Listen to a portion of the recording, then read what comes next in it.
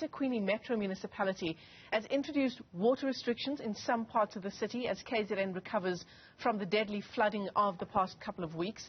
These will be implemented in some areas in the north, south and inner west of Durban to build up water storage and stabilize the reticulation system, we're told.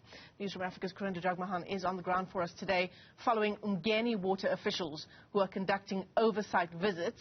Karinda, what can we expect from their program today?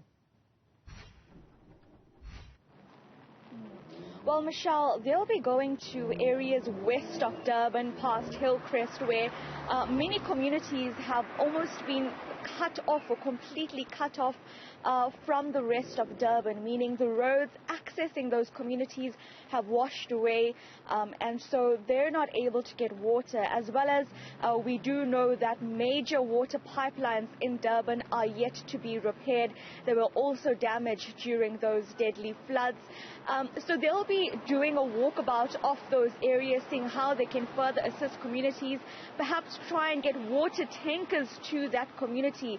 Now, you must know that water tankers are being sent across parts of Durban that still remain without water because two major aqueducts at one of the water treatment plants in Durban have been damaged by the floods and need urgent repairs. We also know that the northern water treatment works in Tongaat, north of Durban, has been majorly damaged, and as a result it may take 6 months to further fix this plant. In fact, it requires a full upgrade, and that is why it's going to take 6 months, meaning that it's going to take a very long time for that community to be stabilized in terms of water. So that's the situation on the ground in terms of water provision.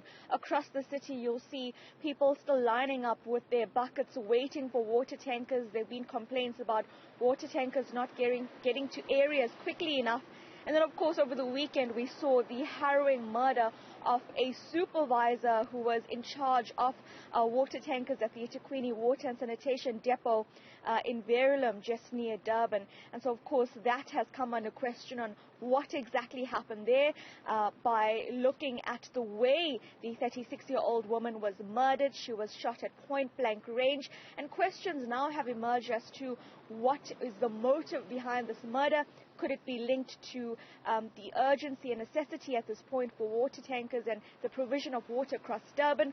Of course, eThekwini has yet to respond to those questions.